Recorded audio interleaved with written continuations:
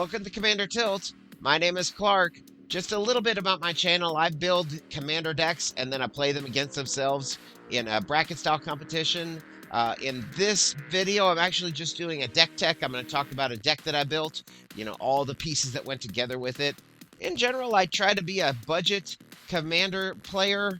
And I've noticed that some of my decks have drifted a little more expensive, but I just want to make a clear point right here that I don't spend a lot of money on my decks. I do occasionally open blind packs, and in the case of this deck, I've got a couple kind of expensive cards in this deck that I open in blind packs, so I don't consider myself dropping a bunch of money on this deck. I just happen to have these cards in my collection. So the card that I started with to build this deck was Ghost of Ramirez dePietro. The Ghost says it can't be blocked by creatures with toughness 3 or greater. It's a 2/3 spirit pirate that costs 2 and a blue. And then it also says when Ghost of Ramirez dePietro deals combat damage to a player, choose up to 1 target card in a graveyard that was discarded or put there from a library this turn, put that card into your hand. So it's a type of card draw, and I know we're in blue already, but it's a type of card draw that's just free. We don't cost anything for it. So I thought that could be fun to try to lean into trying to find some ways to get cards from our library into our graveyard and then be able to draw them with Ramirez dePietro. So I was trying to think of a commander to partner with it because, Ghost has partner, and I looked into several different cards. I thought about going 2-color because there was a lot of new commanders with partner that I thought would fit really well. But I ended up going with Reyhan, Last of the Abzan. It's a Golgari commander that's for 1 black-green, a legendary creature human warrior, and it says when she enters the battlefield, she gets 3 +1/+1 counters. So she's a 0/0 that gets 3 +1/+1 counters. And then whenever a creature you control dies or is put into the command zone, if it had 1 or more +1/+1 counters on it, you may put that many +1/+1 counters on target creature. So it doesn't take the +1/+1 counters off of that creature and put them on the other one. It creates new +1/+1 counters. So I had opened in a blind pack a card called the Ozolith. I think it was from which one was? It was from that Giant Monsters set.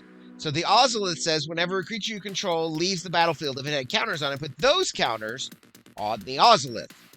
Then, at the beginning of combat on your turn, if the Ozolith had counters on it, you may move all those counters from the Ozolith onto target creature. So, Reyhan and Ozolith combo in a way to where Reyhan puts that many, but the ones that were on Reyhan would go to the Ozolith, and then they can go to that new creature, so they double your counters.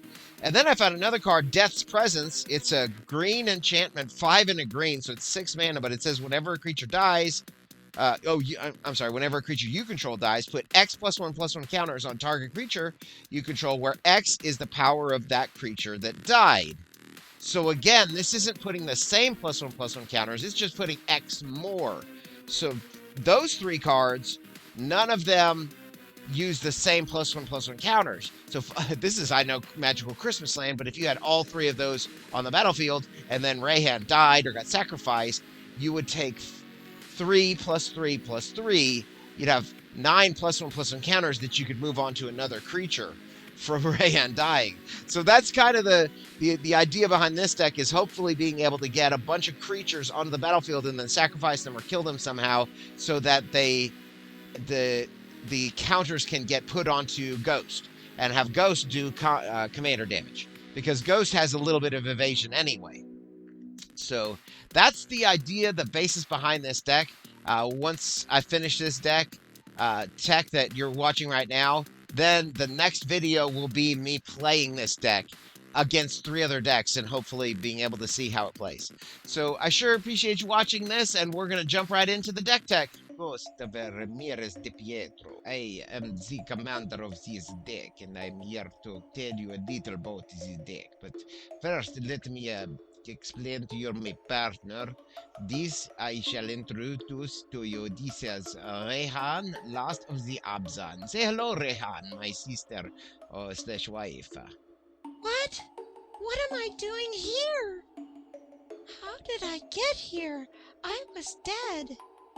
Killed in a battle against dragons. And I'm an Abzan. What am I doing in a Sultai deck? This is blasphemy. Quiet, Reyhan. You are here to help me.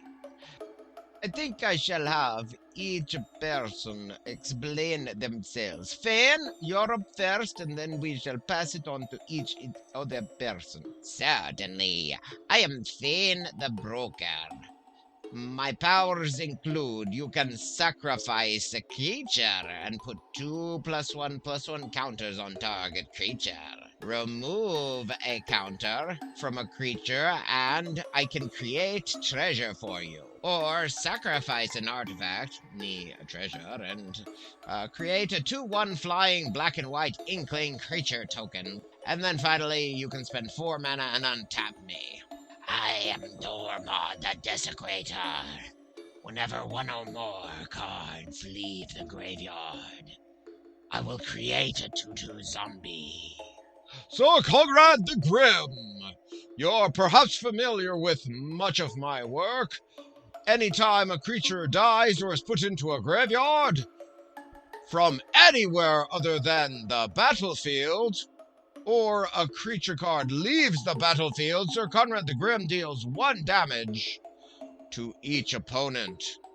And then, each player puts the top card of his or her library into their graveyard if you pay 1 and a black. That's enough, Slurk. All in jesting. These creature it enters the battlefield with 5 +1/+1 counters. Whenever Slurk or another creature you control dies, if it had +1/+1 counters on it, put a +1/+1 counter on each other creature you control that has a +1/+1 counter on it. I am merely the cast. Flying first strike haste. Whenever I attack, put a +1/+1 counter on me. Or the rest of these cards are not these legendary creatures, so I shall be having a Fan explain the rest of the cards. Fan, come over here and finish explaining my army here. Certainly, Master. We have Gravebreaker Lamia, a lifelink 4/4 black snake Lamia creature that costs 4 and a black. When it enters the battlefield, you can search your library and put a card into the graveyard. With Pietro's trigger, that becomes basically a tutor effect, because the card goes directly into the library, and then if Pietro does combat damage, we can just draw it directly. Next we have Loyal Guardian. At the beginning of combat on your turn, put a +1/+1 counter on each creature you control, if you control your commander. Tusk Guard Captain. All creatures with +1/+1 counters have trample. Corpsejack Menace. If 1 or more +1/+1 counters are put onto a creature, put twice that many +1/+1 counters on each creature instead. I do admit, it's getting a little tiresome saying +1/+1 counters. From here on out, I shall be referring to them as widgets. So next we have Winding Constrictor. If you're going to get a widget, you get an extra widget. Master Biomancer. Each creature you control with widgets gets additional widgets when it enters the battlefield based on the power of Master Biomancer. So if Master Biomancer has no widgets on it, then it gets 2, each other creature gets 2 more widgets. Next we have Forgotten Ancient. Whenever a player casts a spell, you get a widget on the Forgotten Ancient. And then, on your upkeep, you can move all your widgets off the Forgotten Ancient and onto other creatures. Bloodspore Thrynax can eat other creatures and then get widgets on it. And then you can, well, let's see, what did it say? Each other creature you control enters the battlefield with additional widgets based on how many widgets the Bloodspore Thrynax has. Master Marionette comes into play with 3 widgets on it. The Phantom Warrior is unblockable. Carnage Worm has Bloodthirst 3. It's already a 6/6 for 7 mana, but it can become a 9/9 if an opponent was dealt damage this turn. It gets 3 widgets. Galloping Lizrog. This complicated card says, remove any number of widgets from all the creatures we control and put them onto the Galloping Lizrog, but then the Galloping Lizrog gets twice that many widgets. Rhizome Lurcher says it gets widgets based on the number of creatures in our graveyard. Markov Dread Knight will get 2 widgets if we discard a card and pay 3 mana.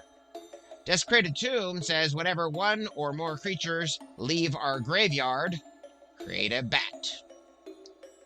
Wonder says as long as Wonder is in our graveyard and we control an island, all the creatures we control have flying. Sapphire Drake says each creature we control with a widget on it has flying. Spike Cannibal says when it comes into play, it gets 1 widget, and then every other widget on the board goes onto the Spike Cannibal. Next, we're going to move on to a section of cards dedicated to adding more mana to our pool. Milliken says mill a card, add colorless mana. Note with Pietro's trigger, that milled card can then be drawn. Charcoal Diamond just adds black mana. Cultivate, as you know, takes 2 cards out of our library and puts 1 onto the battlefield. Rampant Growth puts 1 card onto the battlefield, tapped. Firemind Vessel for 4 mana can create 2 different colored manas. Vastwood Surge normally would just search up 2 basic land cards and put them onto the battlefield, but if we kick it for 4 additional mana, 8, seems like a lot, but we can put 2 +1/+1 counters on each creature we control. Fertilid comes into play with 2 +1/+1 counters, and then we can spend 2 mana and remove a counter to search for a basic land. Rishkar, Pima's Renegade, comes into play and puts 2 widgets on up to 2 different creatures, and then each creature with a widget on it can tap for a green mana. And finally, Urborg Elf taps for all 3 of our colors. Next, we have a section dedicated to card draw. Tatiova Benthic Druid does everything. Whenever a land enters the battlefield, we can gain a life and draw a card. Tortured Existence. For a black mana, we can choose to discard a creature card and then return a creature card from our graveyard to our hand. But with Pietro de Ramirez's trigger, the card that's discarded can then be drawn back into our hand. Dihada's Ploy, for 1 blue-black, allows us to draw 2 cards and then discard a card, and then we gain life equal to the number of cards we've discarded this turn. That part doesn't matter that much, but for basically 3 mana, we can draw 3 cards, because the discarded card we can draw with our trigger. Phantom Wings. Enchanted creature gets flying, and then we can sacrifice Phantom Wings and return the creature to our hand. This is protection for the ghost, as well as a bit of evasion for the ghost. Aqueous Form. For a single blue mana, we can make Ghost to dePietro unblockable. Tezzeret's Gambit. For 3 and a blue or 2 life, we can draw 2 cards and then proliferate. That adds widgets to everything. Bred for the Hunt. Whenever a creature you control with a widget on it deals combat damage to a player, we get to draw a card. Ghoul Caller's Bell. Each player puts the top card of his or her library into our graveyard, and then Pietro allows us to draw it. Mask of Riddles. Equipped creature has fear, and when equipped creature deals combat damage to a player, we get to draw a card. Frantic Search. Draw 2 cards, then discard 2 cards, and then untap 3 lands, and then Pietro will allow us to draw 1 of the cards we discarded. Auric Lore Mage. Search your library for a card, and then put it into our graveyard, then shuffle. If it's an instant or sorcery card, put a +1/+1 counter on Auric Lore Mage. So this seems like a fantastic addition to this deck. It's a tutor, and it puts +1/+1 counters onto the battlefield. Corpse Connoisseur. When it enters the battlefield, you can search your library and put that card into your graveyard. Again, this is a tutor effect, allowing Pietro to draw that card. Finally, Sultai Soothsayer. When it enters the battlefield, put the top 4 cards of our library into our graveyard. Put one of them into your hand and the rest into the graveyard. We have a section of removal. I'll breeze through these quickly. Putrefy can destroy an artifact or a creature. Sinister Sabotage will counter a spell. Sultai Charm will allow me to destroy a target not monocolored creature, an artifact, an enchantment, or draw 3 cards. Counterspell, counter a spell. Croson Grip, destroy an artifact or an enchantment. Snake Form is a combat trick. As an instant, we can turn any creature into a 1/1 snake, and we get to draw a card off of it. And finally, Retribution of the Ancients. For 1 single black mana, we can remove X1 +1/+1 counters from all the creatures we control, and then target creature gets -X until end of turn. An enchantment for a single black mana that sits on the battlefield like a time bomb, waiting to destroy anything that wants to attack us. This is a win-win for our deck. Finally, of course, Cyclonic Rift. Can't forget that card. Next, we've got a small section of sacrifice outlets. We have, of course, Ashnod's Altar, Viscera Seer, an MVP, and Yahenni, Undying Partisan. Yahenni allows us to sacrifice a creature, and Yahenni gains indestructible until end of turn. The more important part there is we can sacrifice as many creatures as we want to, and whenever a creature and opponent dies, get a +1/+1 counter on Yahenni. So this seems like a fantastic card. Finally, we have a section of cards that just preserves our +1/+1 counters. Besides Reyhan, we also have the Ozolith. Whenever a creature we control dies, if it had widgets on it, then the widgets go on the Ozolith. And then we can move the widgets off the Ozolith and put them onto any creature. Durable Handicraft. Whenever a creature enters the battlefield, I can pay 1 mana, and if they do, put a widget on it. And then for 6 mana, sacrifice Durable Handicraft and put a widget on each creature we control. Whenever a creature we control dies, put X widgets on a creature, where X is that creature's power. So the widgets don't go away. Now, the Ozolith steals the counters directly, but Reyhan and Death's Presence just puts additional widgets on things. And finally, I'll put in here Anna Sanctuary. This just gives temporary +1/+1 counters.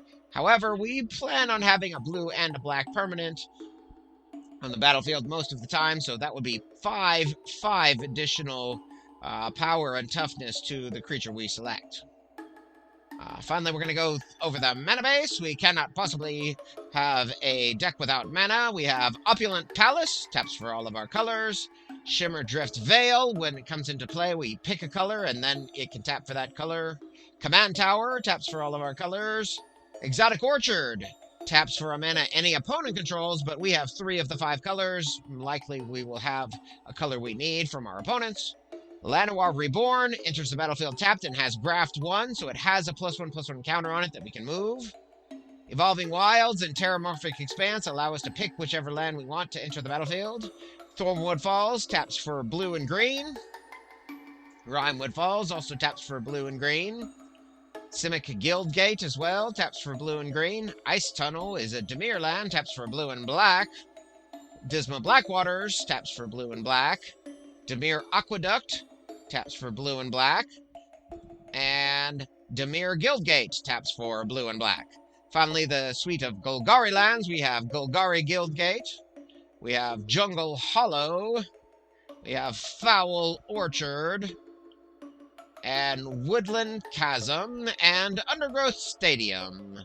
Finally, to finish off our land package, we have 5 islands, 7 forests, and 7 swamps. Pietro, should I go over the deck analysis as well? That would be fantastic. Thank you very much, Mr. Finn. Okay, we have 25 creatures, 9 ramp spells, 13 draw spells, 8 removal spells, 3 sacrifice outlets, and 4, I shall call them battery cards, 4 cards that store the widgets and redistribute them as needed. Tapped out has it analyzed like this: 33 creatures, 7 artifacts, 10 instants, 4 sorceries, 8 enchantments, and 38 land. And with that, our deck analysis is complete, and I shall pass it off to Ghost of Pietro de Ramirez. Thank you very much for this analysis, and I'm very happy with all of these setups that you have done. Thank you, Finn the Broker. Thank you, Reyhan, last of the Abzan. And with that, I shall pass it back off to Planeswalker Clark. Have a beautiful day. Thank you very much. Well, there you have it. That's my deck list that I've put together for Reyhan, Last of the Abzan, and Ghost of Ramirez dePietro. The next step, of course, is going to be I'm going to play this deck and the other 3 decks against themselves in a big battle royale. So it's going to be Galazith Prismari, this deck, and then Dargo and Falthus, and my Shirei Shizo's Caretaker deck.